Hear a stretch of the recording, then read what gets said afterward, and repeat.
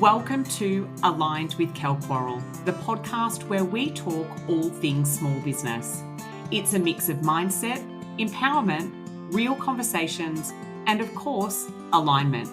I'm your host, Kell Quarrell, a businesswoman with close to 20 years of business experience. Get ready for a mix of solo deep dives and inspiring interviews with awesome guests who will share how they have aligned their businesses with the lives they love. Let's dive in to align your business with the life you've always wanted. Welcome to another episode of Aligned with Kell Quarrell. I am so excited that today I'm being joined by the incredible Clare Wood, who is a money mentor, author, speaker, and podcaster. She's a qualified accountant, which is actually a CPA, but she's not your average bean counter. She uses her money-making mentoring powers for good. Clare helps service-based businesses to scale while creating a lifestyle they love. Clare runs the Profit Academy, which is an online school created to help business owners increase their profits exponentially. She also, I see on socials at the moment, runs retreats as well. And she's recently transitioned from the ankle sock to the crew sock, which I think we need to talk about because I've done the same. And let's be honest, I'm older than you. I'm 46 and it feels quite weird to be in a crew sock. It's so weird. I'm 44. Okay, just got you. Yeah, just above me. But on my ever searching quest to try and look younger than I am, I've seen on TikTok that they're saying, you can tell someone's age by ankle socks. And I thought, I love ankle socks. And so I went and bought a pair of crew socks. And my husband just laughed at me and he said, you look absolutely ridiculous. I felt ridiculous. And do you know what? Now I'm used to them. And I'm learning now from my gym that the next thing I'm going to have to do is move away from Lorna Jane, because again, I feel like that's an indicator of your age based on what the other people at the gym are wearing. Yeah, okay. Yeah, so, right. Yeah, well, no, I feel you on the crew sock thing. I'm there now. I have very skinny legs actually. So I do feel like they maybe exaggerate how little my ankles are. But anyway, here we are. Mid-40s, we're rocking the crew socks. We're rocking the crew socks. I want to just thank you so much for joining me on today's episode. I'm really excited because you were also a industry expert inside my membership as well. But I probably want to go back a little bit further because we were just talking before we hit record how you no longer practice as an accountant. So let's go back to, those days and how you transitioned into what it is that you do now. Yeah, so I took a bit of a traditional path from school. I went to university, studied accounting, and then I started my postgrad qualifications to become a certified practicing accountant. And I worked as an accountant for, 15 years maybe, in various forms. I was doing analysis and I worked as a commercial manager, but in, I guess, a corporate role. And when I was pregnant with my first son, I was seeing a trend in middle management that women, when they have babies, tend to get made redundant. And I actually called Fair Work Australia and said, I have a feeling I'm going to get made redundant when I have this baby. And they said, well, there's nothing we can do about it now. Sure enough, I was on mat leave. I got made redundant. And at the time, this happens to 1 in 4 women in Australia. And I believe the stats from my experience are even higher for people in middle management or management roles. I also do kind of get it because after I had my child, I'm like, there's no way I could have worked the way that I worked before with a baby. But nonetheless, took the opportunity. I started helping my husband with his business and he's like, babe, you are really good at this. People would pay you to help them with their businesses. And that became the birth of my business, which was 9 years ago. And I haven't looked back since. I feel very very honored to be able to do the work that I do, and particularly through, having young children. I've had another boy as well. It's just been fabulous. So I really, really love the work that I do. And, every cloud has a silver lining, as they say. Absolutely. And what I actually love is that you say that you use your money-making mentoring powers for good. Tell us what that is. So, look, I think that in a world, and again, I don't want to poop on a whole gender here, but I think that when we think about money and wealth creation, and we think about some of the billionaires in the world, we might not necessarily have positive connotations around the way that they are using money. There's a lot of people that use money for ego, and particularly when they are creating wealth, aren't giving money back.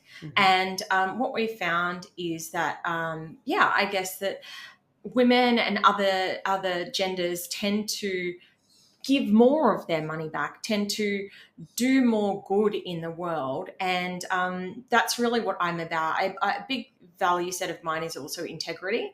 And yes, there's ways that you can make money quickly, but I truly believe that, business is a long game, and that, we want to be able to sell with using ethics in our marketing and having integrity. And also for me, giving back has been such an important part.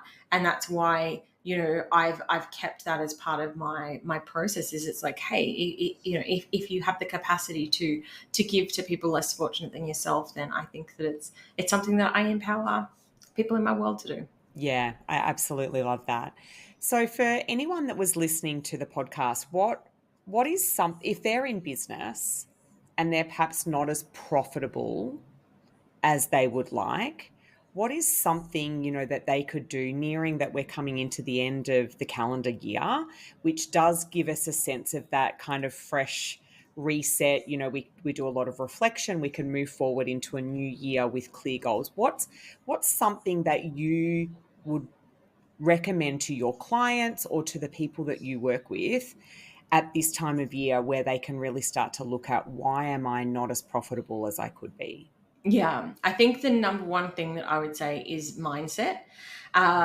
It sounds so cliche, but this is why, even though I'm a qualified accountant, I teach so much about this work, because the truth is, you are going to go through times in business where it's up and it's down, where the economy is going one way, where people aren't buying, where, like, this is the reality of business. I've worked for massive, massive, big global organizations, and the same thing goes on for them. The brands that you see on the shelf and you think, oh my gosh, they go through cycles as well. And I first think that that's the first thing to acknowledge, is that it's normal. I know that you might feel like you're alone. You look on Instagram and everyone else's life seems perfect, but this is a normal part of business. And so that's the first thing, is like, okay, this, and so much of the work that I've done myself and that I do with my clients is around that. How can we look at this situation differently? Because you can look at it and say, it's doom and gloom, blah, blah, blah, I'm going to shut down my business. Or you can say, okay, this is a normal part of business. Things have changed, times have changed. This is going to be a normal part of, what am I going to do differently? And this is the big, big thing that I think determines people who have the longevity in the business game, is your ability to then say, okay, what am I going to do? Yes. You can't keep doing the same thing for 20 years in a row.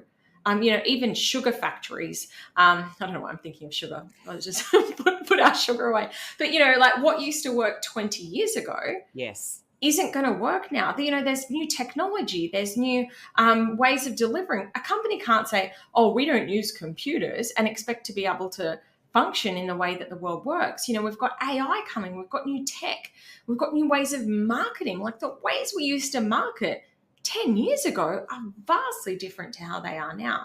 So this is then the opportunity for you. Okay, cool. My numbers are what they are. I am very clear that I want to create different outcomes. And so what am I going to do differently to start to switch things up? And sometimes that looks like a bit of experimentation. Sometimes that looks like getting guidance from leaders in various areas of your business. And I think that that's the biggest thing that I would say is, don't give up. This Yes. is an opportunity to lean into your mindset and say, all right, what am I going to do? How am I going to pivot? And when you go and listen to, like I do all the time, hugely successful entrepreneurs, they will all have stories about, Absolutely. I used to work in a mining company, and the guy who sold it, he's now a billionaire. Now, I know their story. They spent 20 years waiting for the break, waiting for it all to click. And, now that they've suddenly made all this money, everyone's like, oh, you're so lucky. And it's like, you have You have no no idea idea. how Yes. tight money was for our family for so many years as we plowed it all back into this business again and again and again. And I guess that this is the opportunity that I would say, what are you going to do differently? Yeah, Yes. okay. You want to make more profit? Are you going to keep doing the thing and hoping that you get different outcomes? Or are you going to shake things up, try things different, and then start to move into the profit level that you want to be? Yeah. And I think something you touched on as well is, investing or seeking out support and mentorship from people where you need it. Because I work with a lot of women in business as well. And I think one of the biggest challenges is they can feel alone and isolated, and they don't feel like they have that supportive, network where they can lean in to maybe get a different perspective. And I think this is one of the biggest challenges as women that work, particularly from home, which I was sharing recently. 10 years ago was the biggest goal, was to, for women to be working at home around their children and all of the things. But one of the things that was never spoken about is how challenging that actually can be through the isolation and the loneliness and feeling like you've got to work it all out for yourself. And so I love that you were like, invest in those people or surround yourself with people, or even plug into, as you said, listen to, all of the entrepreneurs and the business people that have really made it, and listen to their stories to understand that we aren't alone in the journey of the roller coaster that can be business. Absolutely. And something you said there, Kel, like I would be lost without my biz besties. I've Oh, yes. literally got, people that I can have really open, honest, vulnerable conversations with. I've worked with so many beautiful mentors who've become friends of mine. And, people always like, how have you got all these amazing multimillionaires on tap to you? And I'm like, because I invested to work with them most of the time. Yeah. They were mentors, or I went to retreats with them. I paid to be around them. And, sometimes you click with people, sometimes you don't. But yeah, I think that I would be completely lost if I didn't have my trusted crew. Oh, absolutely. I completely agree. And I think, when we look at communities, we can have different communities for different areas of our life. Like I talk about that a lot. I have my gym community, but I also have, my business community. And I just think that without that, I would absolutely feel like, I was just doing it all on my own. And that would seem like it was a lot harder than business already is. So, something that you set yourself a big goal of this year, which I thought was absolutely fantastic, was 100 is that correct? 100 podcast episode interviews. How are you going with that goal, being that we are nearing, what have we got, 7 or so weeks left of the year? Well, let's just say that this is an area where I lean into mindset. I'm going to be honest. It stopped being as big of a priority for me. At the start, I was going really hard on it, and I Yeah. was hitting 4 a week, which was Wow. Amazing. fantastic. So that would have had me on track to get there. But life takes over. I've spoken at a couple of conferences. I went on retreat. I'm going to another conference in a couple of weeks in the States. Wow. And Yep. so I'm still definitely getting on, I'm podcasting at least once a week, being a Yes. guest on podcasts, which is beautiful and brilliant. And people are still reaching out to me saying, hey, I was going to get you to come on, which is, really beautiful. But again, this is where, I think that a lot of times people set a goal, and it's so funny. Like people are like, oh my gosh, you're not going to get it. I'm like, but guess what? I got way more opportunities and speaking than I would have if I hadn't set that goal. That's exactly where my mind went. I was like, gosh, if you make it, phenomenal. But I'm like, imagine how many you're actually going to end up with. If you Yeah, didn't set that goal, it wouldn't have been a focus, right? exactly. Yeah. And I see this with clients of mine. I've had clients of mine who've, been hitting $20,000, $30,000 months. And then, we're aiming for the $100,000 months. They've hit their first 100 and they have like a $70,000 or $80,000 month. I've literally had clients crying. And I'm like, dude, you just made $80,000 in 1 month. Like, I know that your goal is to stick at the 100, but let's just keep things in check here. And again, this is what Yes. I'm doing. I'm like, okay, I haven't quite hit the 100. But do you know what? I've had a hell of a lot more opportunities. I've met so many beautiful, expansive people from all around the world. I've been on American podcasts. I've met some really cool humans. And I know that it's way more because I put that intention out there. And it's the same Absolutely. with any sort of goals that we set. I know I look back on some of my goals from years ago and I think, at the time, I'm like, it's so disappointing. Like, one of the things we bought, a waterfront house. Now, Yes. I set that goal in 2020 and it just felt like this crazy, insane, and then it didn't happen. It didn't happen. And then all of a sudden, we've bought a freaking waterfront home. And I look back now and I'm like, it actually wasn't that long that I waited. Not at all. But when you're in the guts of hitting a goal, like you might be like, it's been years. So what? In the big scheme of life, if it takes you 3 years, if it takes you 5 years, It's I like, went yeah. exactly. I was single for 8 years before I met my husband. And at the time, I'm like, oh my gosh, am I ever going to meet someone? And now I'm like, it wasn't really that long. Like, I got to, does that make sense? It Like, I'm like, absolutely if I does. hadn't met him for another 5 years, it wouldn't have been, it wouldn't have been that big No, of a deal. I don't know. absolutely. And so I think that that's the thing when if you aren't hitting your goals, it's okay. You will still get there if you Yes. keep on the Um, path and keep your mindset strong as well. Like, I know I'm going to be on 100 podcasts. Just might be a bit of a slightly longer time frame. yeah, but I mean, being that a lot of people will never be on 100 podcasts, Yeah. right? Yeah. That it Yeah. may not necessarily be their goal or their focus, but what I love is that for me, it's about having the courage to set goals in the beginning, because I know a Yeah. lot of people don't, out of fear of how am I going to feel if I don't reach them. So having the courage to set them in the beginning, for you to really like put yourself out there and say, this is what my goal is, because a lot of people will keep their goals close to them out of fear of like judgment, etc. But then also, I think the big thing is that who we become in the journey of hoping to reach those goals is the important thing. And as you said, it's mindset, keeping yourself on track, not quitting just because you didn't perhaps reach it the first time round. And going back to what you said, that goal of having a waterfront home in 2020, I mean, we're only nearing the end of 2024. So that for me, I'm like, that might be their goal for 20 years. You fast tracked it in, Yeah. it's like, a handful, not even. Amazing.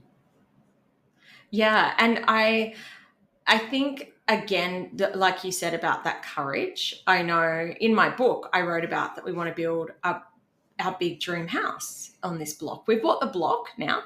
Yes. And someone said to me, you've written that in black and white. Aren't you embarrassed if it doesn't come to fruition? And I was like, well, firstly, it's going to come to fruition. Correct. Yes.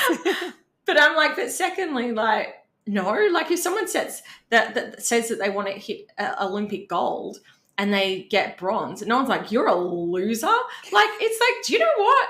They bloody went for it. They tried their hardest. They chased down that goal. And even if they don't get there, you know what? If you land amongst the stars, you've still achieved a hell of a lot more than you would have if you didn't put it out there.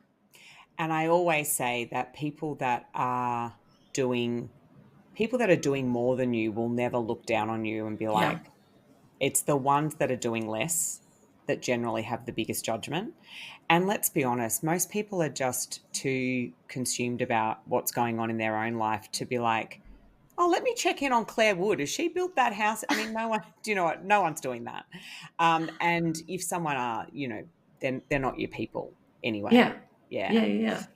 Um, Share with me, Claire, how do you set up your business to be really aligned with your values and your vision? How do you set Mm. that up? Great question. So I've actually got a process which is it's kind of like a top-down process. I'm just about to do it again. This year, for the first time, we've hired an external coach to go through it with us. Yes. But basically, what it looks like is setting the overarching like goals, vision, and then building the system down from the back of it. And also being open to the fact that it could change. So let me share what I mean by that. Yeah. So it's like, first of all, okay, here's the goals, here's the things we're going to create. That might look like, areas of health and fitness, family, travel, all of the things, because I don't think that you can build a business in isolation of your life. They have to Correct. I work agree. together. Yes. I can look at someone who's, 25 years old on Instagram and single, and I'm like, she can do different things in her business than I can because Absolutely. I've got these kids and they take up a lot of time, and I've got a partner that I need to be mindful of, and all of those things. So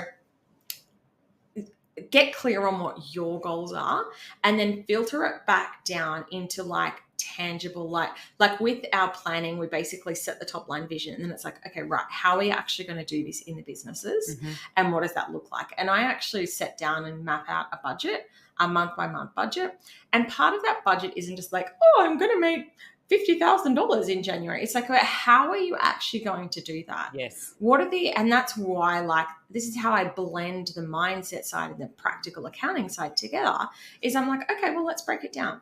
And this is exactly, you mentioned my retreat earlier. This is exactly the process that I'm taking everyone through at the retreat. It's like, okay, let's get clear. We're going to set the vision board, the goals. Again, I've got a bit of a framework that I use around all of that, Yes. Which I'm really excited to take through. And then we actually go, right, let's get the business. Your business is your tool towards helping you achieve your goals.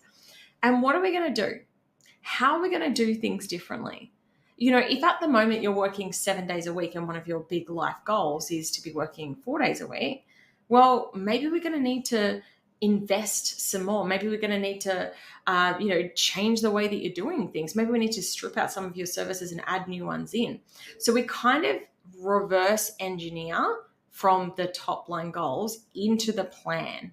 And then we're working out, okay, month by month, what does this look like? What are the investments? And then at the end, we're going to have a really, really clear action plan, which is, okay, what are the steps that you're going to do now? Because when we're doing our budgeting process, a lot of times we go, I'm going to hire an amazing coach. You don't even know how much that coach costs. Correct. So the research that you might do off the back of it is, okay, I'm going to go and find out how much would it cost me to hire an assistant? How much would it cost me to redo my website and build a really beautiful premium brand? And then we build that into our actual plan. And again, this is keeping that focus on profit, but also like having the mindset, having the goals, and where we're heading. But it's also very realistic. Yeah. It's not pie in the sky, right? As you said, you can have those big, beautiful goals, but we need to know how are we going to move our way to those, which I absolutely love. You mentioned your retreat. So this is something that you're going to be doing on your retreat with the beautiful attendees. What are some other things that you do on your retreat?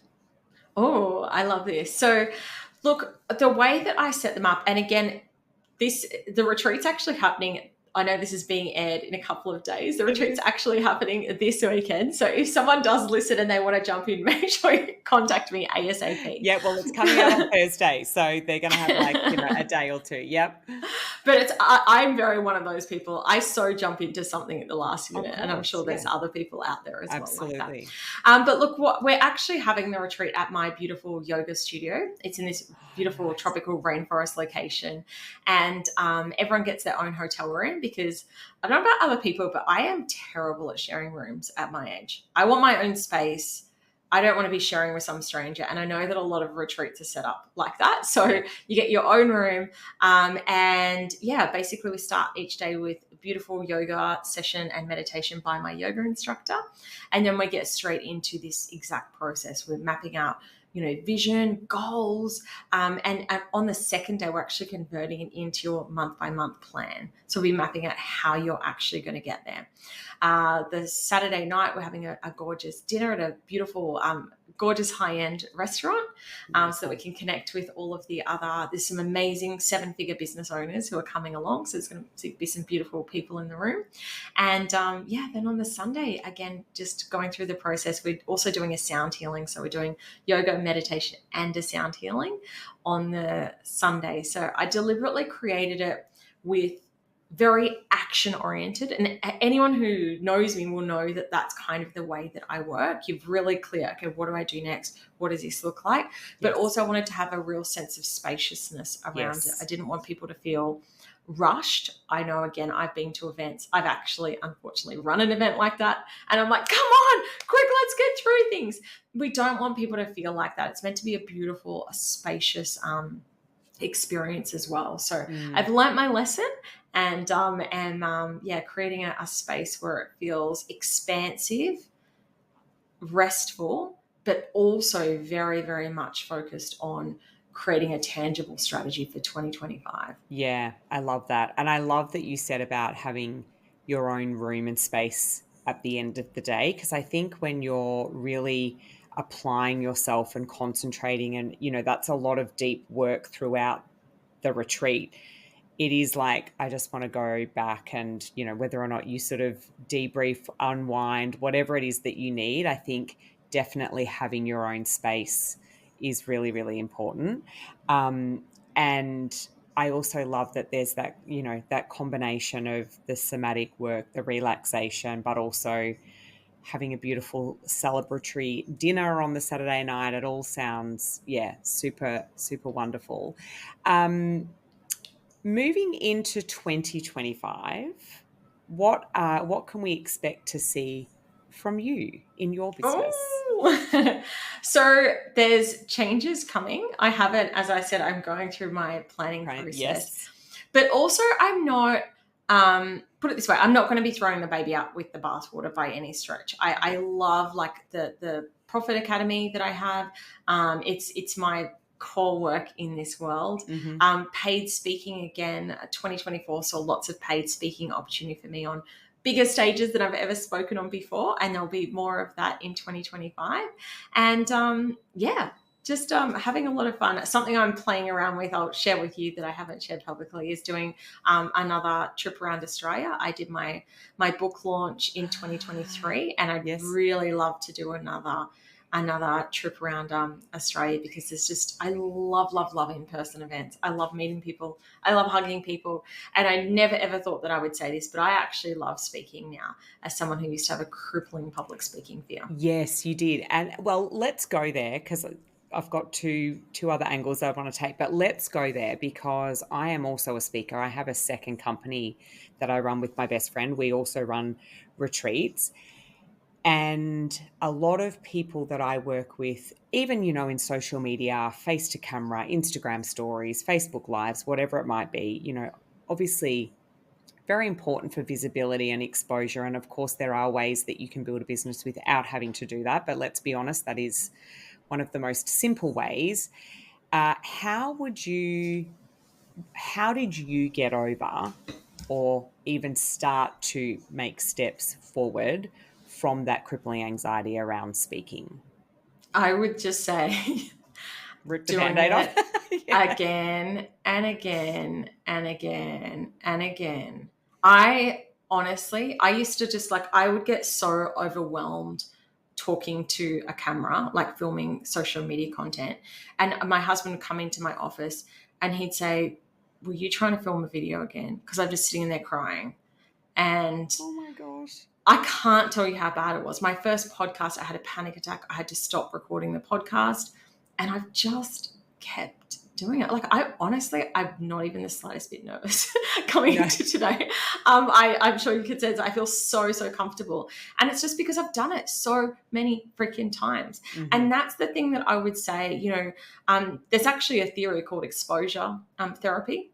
Yes. Whatever your fear is, the more that you avoid it, the worse it's going to get. And so basically you just got to keep showing up. I mean, I would highly not recommend on day one that you go and stand on a stage in front of 3,000 people. Of You'll probably course. have a panic attack and it will be a terrible experience. But you just like start doing something that's okay, I can get there. And then I got to the point with videos. I remember that there was this day and I was like, I didn't even get nervous filming that. Mm, And now, like, it's something I don't even think anything about. I hit same. my lives on Thursdays, and half the time I haven't even prepared, and I'm just like, let's roll with it. But it's just through practice, Yes. and I think that that's the thing is that, and it's the same in any area of business, really. Absolutely. Like the first time that you have a failure or something that doesn't go to plan, it's like, oh, and then next time you're like, all right, I've got another staff member who's quit. Right, what are we going to do now? Okay, we've got another staff member who's thrown their toys out of the cot. How are we going to handle that? Yeah. You just get used to it the more Yes, and you more that do. you do these things. The more you get haters, you're like, oh, okay, cool. It's all part of the It's journey. all part of the process. I had a mentor that always would say, every master was once a disaster. Oh, love that. Yeah, and it takes 10,000 hours to master anything. And I always share my own story about I could speak on stage, and because I do a lot of speaking with my best friend, and we just have that connection. I could speak on stage, but being in front of camera was a real challenge for me. But I knew to get our business to where we wanted it to go, that was something I had to get over. And so I would share that I would record, but I would not re-listen to it or rewatch it. I'd just be like, done. Someone else can, if we have to redo it, just tell me we need to redo it. And then I built myself up to I could listen to it. And then I built myself up to being able to listen and watch it. And then over time, it's just like, oh my God, well, whatever. Yeah. And I also love that you say sometimes you hit record and you're not prepared, because that's what I do as well. And I just think that's where you start to really understand you've built that muscle of like, I'm going to be fine. Absolutely. My first podcast, I had written out every single word to every single question, every response. And now if people say, do you want me to send you the questions? I'm like, no, we'll be fine. Well, I invited you on here, and before we press record, I was like, so this will be conversational. I'll just ask you stuff. I knew that you would be fine. And that's probably a good learning for me, because I'm sure there's people that come on the podcast that would prefer the questions in advance, but I don't ever have them. I prefer to be, that's also, I'm a generator in human design, which I'm here to respond. So I just like things to flow, right? So yeah, I love that. Now, my other question, where was I going with that? I can't remember now. Oh, paid speaking, because this is again something, because I work with a lot of women, and I think a lot of women understand the power of visibility and exposure to build their business and being on other people's podcasts, but also for those that are comfortable in the speaking, how have you launched yourself out there as a paid speaker? Oh, great question. I think that because for ages I felt like I didn't have the right to charge for speaking, because I'm like, well, I'm getting in front of people's audiences. And look, there might still be circumstances where I wouldn't. I'm sure if Amy Porterfield said, hey, Claire, do you want to come and speak on my stage, I'm pretty sure I'd be like, okay. But Is that a call out? P.S. Amy Porterfield. Amy, I know you're probably listening to this episode, but by the time you've listened to it, I will charge you. Yeah, no, but in all seriousness, for years I just was like, hey, happy to, speak in front of any communities. And then I realized, you know what? I have a really big gift. I know that when I don't know what it is. I go into people often say to me, they're like, it was so funny. People learned so much. Yes. And this was becoming such a big part of my business that I one day just drew a line in the sand and said, from now on, if I speak, I get paid for it. Yeah. And there's been some opportunities where it's been really hard, really cool opportunities to speak at conferences. But to me, energetically as well, I'm like, well, hang on, you're selling tickets to that event. You're obviously going to leverage my name, my skill set to help sell tickets. And so for me, I was like, well, I'm sorry, I'm not going to be part of it. And, sometimes I've had people who've come back and said, sorry, we can't do that. And I'm like, that's cool. But they will know, again, that if they want to ask me to speak, that it is in a paid capacity. Yeah, and I've actually spoken at events where they're like, none of the speakers are paid, and I know that I'm the only one who's being paid there. So And I mean, sometimes when you're the one who's got the courage to ask, you're the one who's going to land those opportunities. I love that you said that, because I also look at it from the angle of like, well, you're a money mentor. Yeah. So if you're speaking your genius and your gifts for free, what is that teaching people when your, your gift is money? So I absolutely love that. And I also think too that energetically, if that is a boundary of yours, then even if it was that you gave up your own boundary, you're not likely to be received in the same way as you would be if everything was aligned with what it is that you want, your boundaries, what you know your worth, etc. Do you agree with that? 100%. And that's that conference that I was asked to speak at. Mm-hmm. I was like, you're mad to not be getting on a stage with all these people. But I realized that I would be there from a state of resentment. Like, I want to be paid. I've set this boundary. And so that's why I just said, I'm sorry, I can't do it unless it looks like this. And I got a yes. So there you go. I love that. Do you know what your energy type is in human design? Have you ever looked at Yeah, your... I'm a manifesting generator. Okay, yeah. Yeah, I love that. So this is why your variety for you is so valuable as a manifesting generator.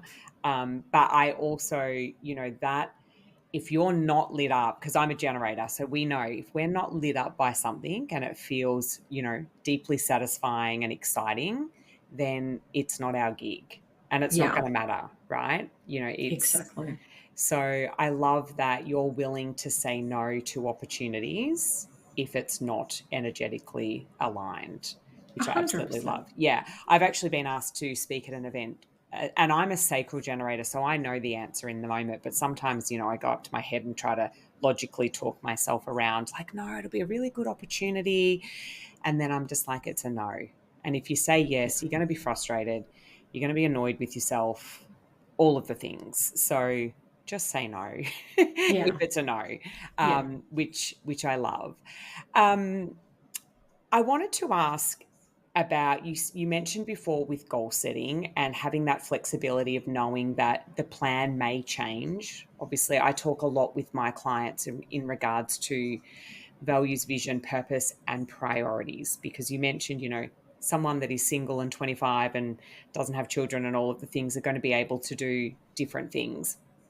How do you kind of coach your clients on when things happen and, we have to pivot, or the vision's got to change, or the goals have got to change? How do you kind of support your clients through that journey? Yeah. So I think that this is the reality. And I think that a lot of times people forget, like, life is going to happen. We could never have predicted what was coming for us when COVID hit. Yes. And again, this is why mindset is just so important, because it's like, stuff's going to happen. Unexpected pregnancies, relationship breakdowns. I've coached people through all kinds of situations and scenarios. And it's like, okay, well, what are we going to do? Yes. And I think that this is the thing, is it's really just being able to have that adaptability and also keeping the faith. Like, okay, well, maybe this isn't the year that you get your brand new BMW. Maybe it's going to be in a year or two time. Mm-hmm. Big deal. The big scheme of life, you'll still get there. And I think Yes. that this is sort of the adjusting and pivoting and again, like, having to see what your audience is responding to and then adapting to that. I know at the moment I'm going to be playing around on Black Friday, something I have not done in a very long time, with some big discounts. And again, Exciting. I know how I'm responding at the moment to big discounts. It's something that I'm really like, wow, that's really cool. I'm playing around, pivoting, adjusting, and going, what is working in the current climate, and how can I try things out as well and see Yes. how it works for me and my audience. Yeah, I love trial and error, because I think if you're not trying new things, then you'll never know what the outcome could have been, Exactly. right? And we Yeah. can get very stuck in our ways. But I'm also it's important for me with my clients is like, are you excited about what you're doing? Yeah. Like, you might be doing services that, are great financially, but if they bore you to death or you feel really frustrated by doing them, then how do we bring more joy and fun into what you're offering, which is more likely to have you promoted even more as Yeah. well? Yeah. I also wanted to talk about the Profit Academy. So that is Hmm. your online school. Is that something that is that a live launch situation, or is that something that people can buy whenever they choose? Talk to me about the Profit Academy. Again, so I'm playing around with this so much. Oh, So nice. inside the Profit Academy, basically I have a course called Foundations, which is basically the foundations of building a profitable business. It's I've taken all of my 6 years of accounting qualifications and made it into a cool, fun business course that people are like, oh my gosh, you just explained that. Someone said in 5 minutes, better than my accountants being able to explain it in years. So Love that. I don't use big gobbledygook language. It's just really, really straightforward and simple. So that's foundations. And then the Profit Academy Accelerator is then the next course that people go on to when they're like, okay, my business is ticking along, it's profitable. I want to create crazy, like the numbers that I was talking about, 50K, 100K months in my business. That's where the mindset course comes into play. So at the moment, most people come through in a live launch. I do have both of them available to buy at any time, but I don't know. I'm starting to really find that people just aren't buying, from me anyway, in an evergreen way. So I'm thinking that, again, maybe this might be a pivot that we make in 2025, is that there's just live launches only. Yes. But yeah, I love, love, love teaching both of those programs. And I love that they're separated now as well, because I used to sort of teach it all rolled in together. And now Okay. it's like, here's the business finance stuff. And my messaging is so, so clear around that.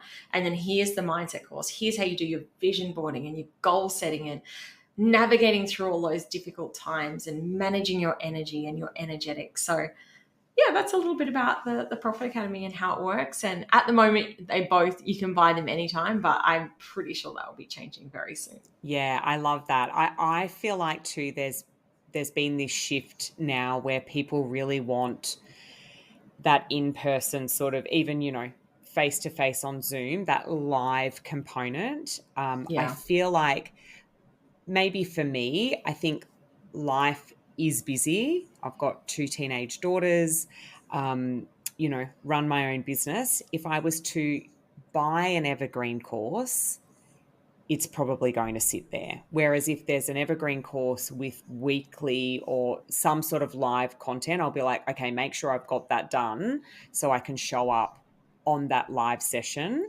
and get what it is that I need. So yeah, interesting. I like that you're juggling and trialing, and let's see what Yeah. 2025 shows And up like for I you. said, I played around with it. But again, I think particularly business finances, I find it I felt so bad in the videos being like, and if you don't understand this, ask your accountant. I love being able to be there live, Like, have the live yes, Q&A calls. So yeah, but again, it's business. We move, we pivot, we play around with absolutely. what's working, what's not. Yeah. Yes. Final question. What does a fully aligned business mean to you? Ooh, great question. So fully aligned to me means that my business is supporting my dream life. And I sometimes, I think that this is where we can look at people online and get stuck in a cycle of comparisonitis. Oh my gosh, look at that person. They're doing this, this, and this. And then, I break it down. I'm like, I wouldn't want to be in America for 4 months of the year speaking on stages all around the world. I want to be with my family and hang out with my friends. And so I think that it's really being true and checking in on our own actual goals and what our dream life looks like. I've got this I live at the Gold Coast, we've got a boat. I want to be able to enjoy Joy, our life yes. and my family and my kiddos at this stage of life. I also want to be able to have opportunities where I go to conferences and speak on stage. But I think that for me, it's just kind of being really true to who I am and what I want from life. And I know that I have a tendency, probably the manifesting generator in me, that I love to do all the things all the time. And then I get really overwhelmed, particularly entering this new phase of life that comes with the age that I am. Ending up really anxious, overwhelmed, all of the things. It's like, it's not worth it if you're not having your dream life alongside. And I'm reminded of this all the time. I've got friends who are incredibly financially successful, and they're like, I would give that up to have what you've got with your husband, to fight, Oh my gosh, to have a relationship like that. Yes. And I think that this is the thing that we need to remember. And I'm like, I don't want to give up that for money because I don't think that it will make me as happy and fulfilled. So I think for me, dream life and the dream business is just there supporting it. I could not love that anymore, because I have so many conversations with women, and very flippantly I'll be like, what's your goal in business? They'll be like, $1 million a year business. And I'll say, that is an amazing goal. Why? No answer. Yeah. And then you start to dig a bit deeper, and it's like, you actually don't need $1 million a year business yet. Maybe down the track, but they don't, as you said, that's not tied into that dream life, which I love that you lead with that and then reverse engineer from there, which is what your beautiful attendees at your retreat this weekend are going to go through, which I think is absolutely amazing. I'm excited. And I'm also going to be running the same content from the retreat as a workshop, because I did that last year. I ran an in-person workshop, but I'm actually going to run it online this year. So I haven't ironed out the details of that, but just based on the number of people who've said to me, I so want to be in that room, but I can't be there, I am going to run it as an online workshop as well. So we can actually go through that beautiful planning process. Obviously, very different experience. Of course, yes. Being there in the gorgeous room of a retreat, but nonetheless, I can take people through my signature process, and they can get really clear about how to get to those goals in 2025. I love that. So if people where do they find you? Where is best to come and find Clare Wood? Probably the best thing to do is to come to my website and sign up, like download one of my freebies. Because if you follow me on social media, most people won't find me again. I mean, by all means, please do. I'm very active on Instagram at Clare_Wood_coach. But let's be honest, the way the algorithm works, you see 1 to 5% of the people that you follow. So the best thing to do is go to my website, grab one of my freebies. I've got some beautiful money affirmations. And then that way you will hear about the workshops, all of my course launches, all of the things. And I email my list every week. So amazing. We'll become pen pals. I will pop your details in the show notes for sure. I want to thank you so much for joining me today. As I said, this episode's coming out in 2 days' time. Have the most incredible time at your retreat, and I'll look forward to hearing about the online class that you're going to do, so that we can jump on and make our goals for 2025. But thank you so much for joining me. Oh, thanks for having me, Kell. It's always nice chatting to you. Absolutely. See you soon. Thanks for tuning in to another episode of Aligned with Kell Quarrell. I hope our conversations have inspired you to be bold in the pursuit of your dreams. If you enjoyed today's episode, I'd be so grateful if you shared it with the business women in your life and took the time to leave a review. Your feedback is like an ice-cold glass of Prosecco, always welcomed and always appreciated. You might even consider giving the show a follow. Until next time, continue to take bold action towards aligning your business with your deepest desires.